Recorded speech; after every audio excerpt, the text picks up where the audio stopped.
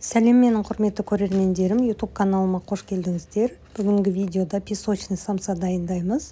Бұл самсаның қамыры өте нәзік, жұмсақ, күшті болады. Сондай бір ерекше дәмі бар. Міндетті түрде видеоның соңына дейін қарап шығыңыздар.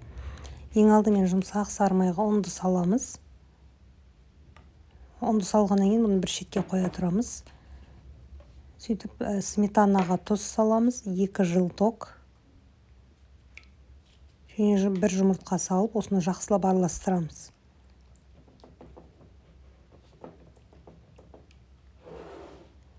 Енді ұнымыз бен сары майымызды біріктіреміз, яғни крошка жасаймыз.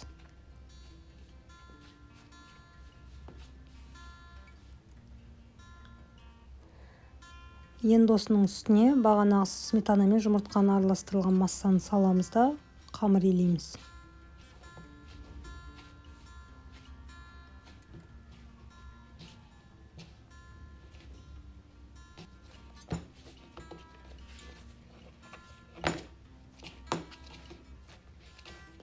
Бұл өз қолға жабыспайтын сондай бір әдемі қамыр болады. Енді осыны пакетке салып, 30 минутқа қойып қоямыз. Осылай столдың үстінде тұрады. Енді 30 минут өтіп, бұл демалғаннан кейін бір жаңағы алып, бір қайтара илейміз.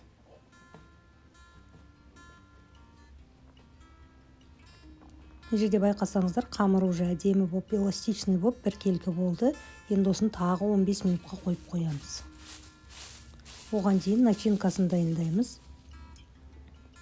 Начинкасын любой өздеріңіз етпен, сырмен жасасаңыздар болады. Мен осы жолы тыквамен, пиязбен жасадым. Барлығын майдалап, кубиктап турап аламыз.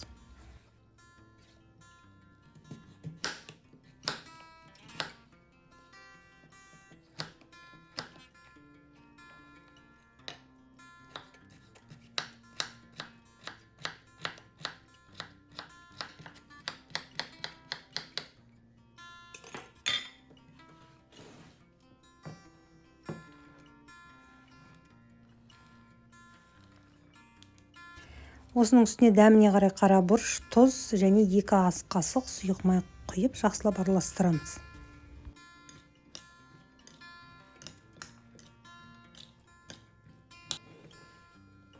Енді 15 минут өткеннен кейін қамырымыз әдемі болып, уже кішкене эластичный болды. Енді осыны бөліктерге бөлеміз.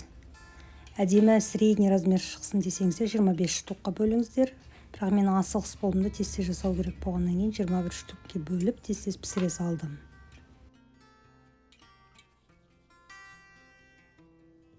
Бөліктерін бәрін осылай томалақтап шығамыз. Содан кейін пакетке салып қойғандарыңыз дұрыс. Сонда жұмсарып әдемі болып тұрады.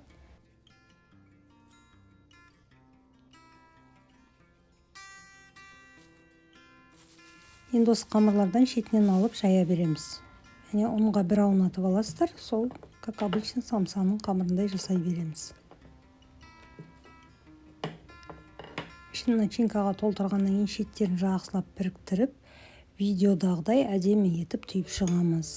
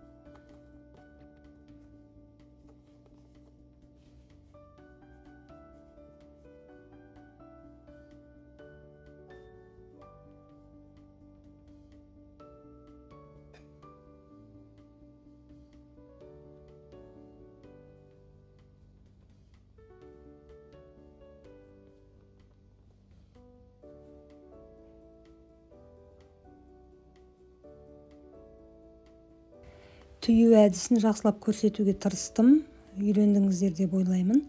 Енді осы жасап болған самсалардың бетіне 1 жылток аламыз да кішкене сүт құйып, жақсылап араластырып, соның барлығын жағып шығамыз бетіне.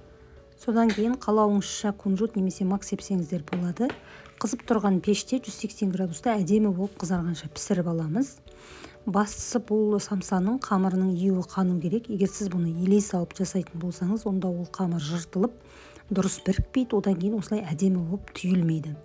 Міндетті түрде осы рецептпен жасап көріңіздер. Видео ұнаса лайк басып, комментарий қалдыруды ұмытпаңыздар. Және каналыма тіркеліп, осы видеоны өз таныстарыңызбен бөлісіңіздер.